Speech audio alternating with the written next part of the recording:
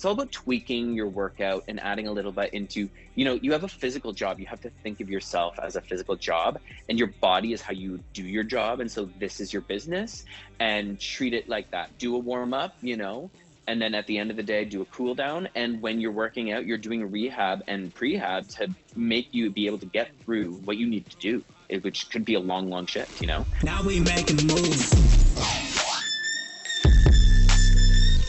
Okay, guys. So we are here today at Industry Standards with Rachel and Shannon. Hello. I'm Shannon, and I'm coming to you from Vancouver. I'm in my workout room. So, but I'm still in my work clothes. So I'm wearing a button-down shirt in my workout room. So we'll see how this goes. I'm Rachel, and we are here today with Dr. Stephen Gray. Woo! Thank you for having me. Thank you for coming. Yeah. So, Stephen, drop your Instagram handle just so that people know. Okay, so you can find me on Insta at madetomove.ca. So we brought Stephen on today because we want to teach you guys some factual information about injuries and hairdressers, and on how to stretch so that you can avoid that. Shannon, do you have any personal stories regarding like hairdressing injuries, or how like having something wrong has impeded you doing your job? Yeah, I think just the classics, the sciatica. Sometimes if I don't stretch, like if I don't take good care of myself in general, then my shoulders hurt, and then I get this pain that goes into my face, and it's quite unpleasant. That's pretty much it. Sometimes long days, like bad shoes, my feet hurt, but it's the shoulders. It's the shoulders for me. Yeah. I think for me, it's mostly like my upper back here. I call it my wingspan, and then my hands. Because like you and I do slightly, like I know we do similar things, but we do slightly different things. So I feel like, sorry, I have a hair. Speaking of hair, I have hair stuck to my lip gloss. But I feel like you and I utilize slightly different body parts, so different like strains happen. Right. I don't find my hands hurt really because I cut hair and my scissors are like really expensive. Yeah. And I think it's because I'm like constantly holding a tail comb like this. You know what I mean? Right.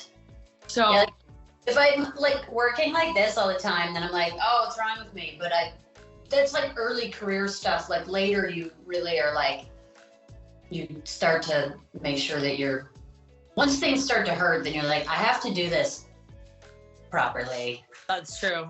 And wear actual proper shoes and not act the fool at work, right? Right.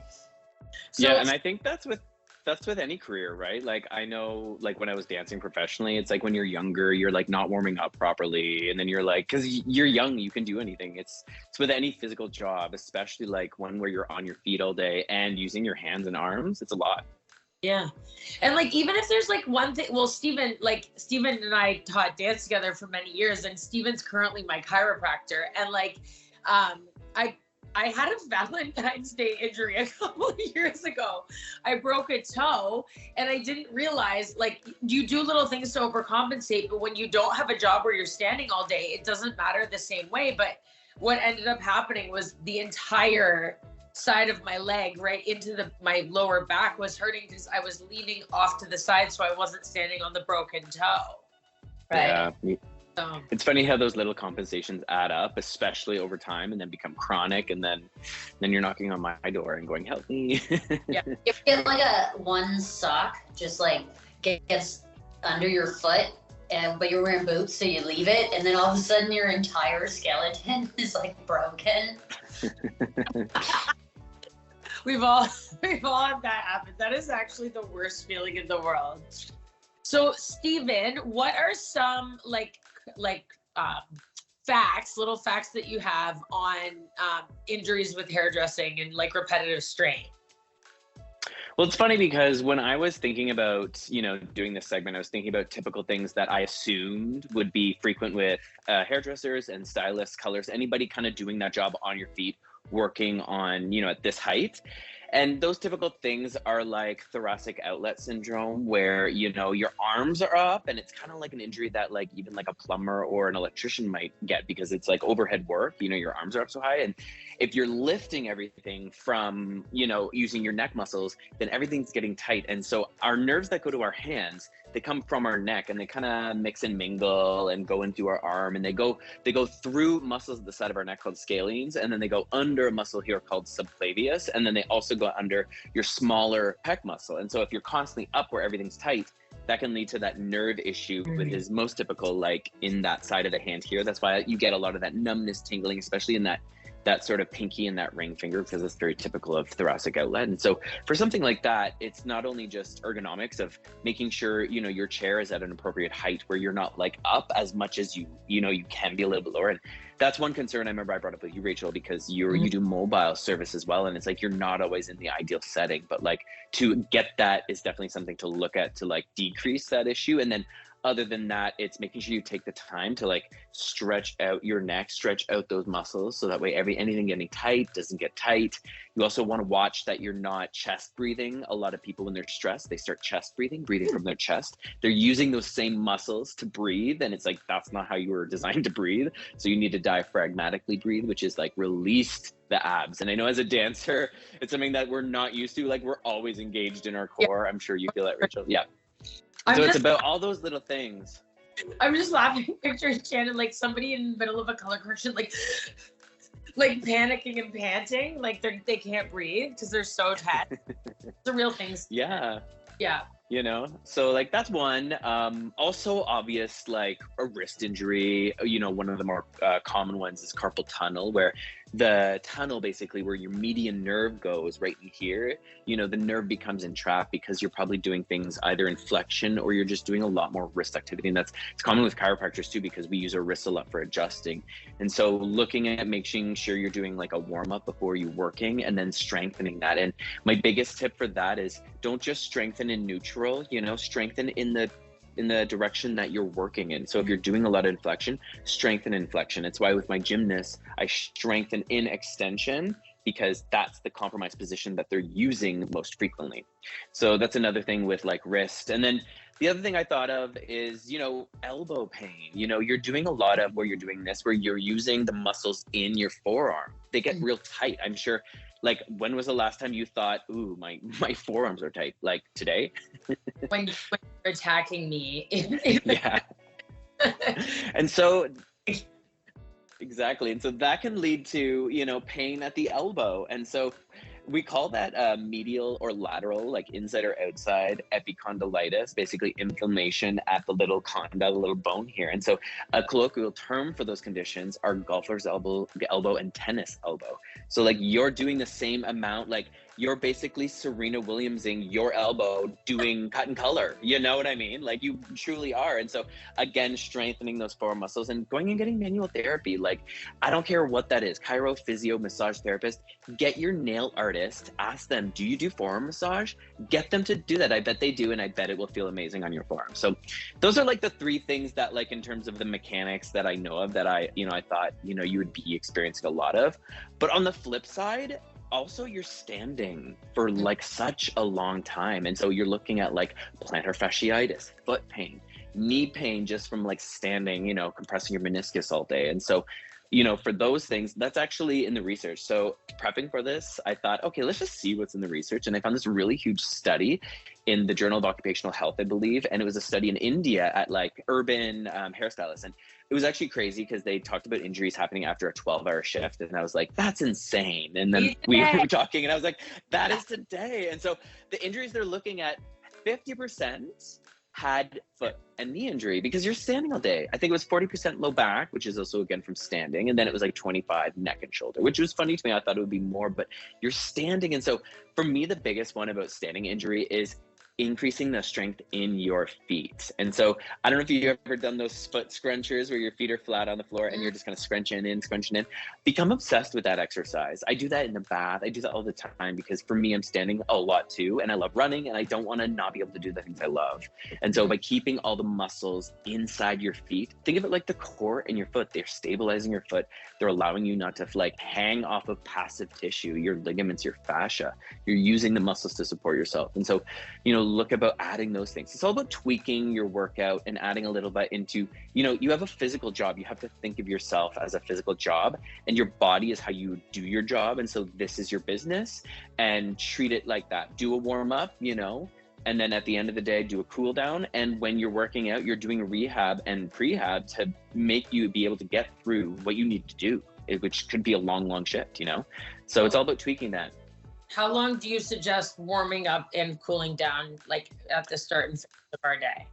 Honestly, doing something where, 10, 15 minutes, you don't even need that much. Probably even 5 is going to do you benefit, but it's going to do you a physical benefit by warming up your tissue, but also I think getting you in the zone. Like you're also an artist. That's the crazy thing is you're like this weird combo that you don't get in a lot of careers. And so getting yourself in the zone as an artist, that's probably beneficial too. Take that time to yourself. When I think about it, sometimes I have people on my table and I have acupuncture needles in them. And I think this might be the only time in the day that they're like sound off, laying down, no one's asking them anything, and it's like, give yourself that gift. Give yourself 5-10 minutes. You deserve that before your shift and after shift to like prep and decompress. So Shannon, what's your prep song gonna be? Because right now in my head it's like da da da da. Yes. Is that Eye of the Tiger? It's from Rocky. Uh-huh. What's yours? Oh, should I scream before or after my shift? When do I scream into the void? I think before, after, maybe like a break in the middle. I sometimes do that in the bathroom midway through. But that's when you have to like take a towel and hold it over your face and scream. Sometimes I say I'm just gonna go mix some color and I go cry in the bathroom while texting on my phone. There's makeup on the steering wheel of my car from being like into it.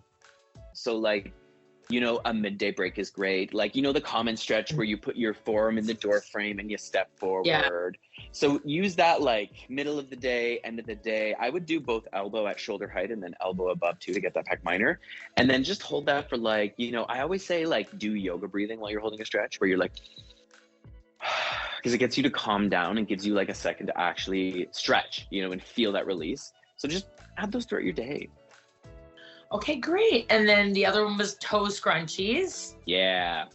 So honestly, I would put those like anywhere. You don't have to take off your shoes. I mean, if you're wearing a heel, maybe that's not ideal for a toe scruncher, but like if you're wearing a running shoe, you probably have enough room in your shoe to do some. Do those on your commute. Do those when you're sitting there or, watching Netflix. All right, that's great. And what was the last one again? Just to refresh my memory. I think we talked about neck stretch, which was good. Yeah, that one. Watch, you don't want to overdo because like you can irritate that, especially if you're really tight in there. With neck, always be a little more careful. Go get like a professional's opinion and like put that also into your routine, your self-care routine. Every like 6 weeks, 4 weeks, if you're willing to spend the money, but on some sort of like self-care manual therapy, a massage appointment, a physio, a chiropractic. Go find someone that understands what you're going through and how they can support you with like making you do your exercise, reminding you of your stretches and giving you a little TLC and release. I want to do the neck stretch now. It looks like it felt so good. Okay, awesome. Do you have anything else you want to add today? Shannon, do we have any other questions? No, I think it was a really good thing to like shed some light on because I think a lot of hairstylists, they get into the career, they work for years, especially when you're younger, maybe you're partying a lot, you're not really taking care of yourself and you're not stretching, but then you find yourself injured. And whether you're partying or not, like you find yourself injured and then, you don't know what to do. And you're like, I need surgery right now. And like sometimes literally just need to stretch. You got to stretch before you go to work. And I want to unlock that for so many stylists who are struggling. Yeah, for sure. Like, you don't want to end up in the, like, it's Christmas season, you throw your back out and you're high on Robaxacet while doing shampoos. Because I've been there. The first year I was doing hair. Right. It happens to a lot of people. And I've worked with a lot of people, and they're always like, man, I got this thing. And like, I'm like, you got to do some stretches. They're like, no, man, there's something wrong with it. I'm like, nice. Yeah. Awesome. Thank you so much, Stephen. This was amazing. And I like a lot of people are going to really benefit from you sharing with us today. Amazing. And if you want to, if you have any questions, feel free to DM me or book an appointment and get some of my time in person. I'm downtown. My clinic's on the Danforth between Woodbine and Coxwell. So www.madetomove.ca. I used to there. Talk about it. Amazing. All right. Thank you so much. We will see you soon. All right. Bye.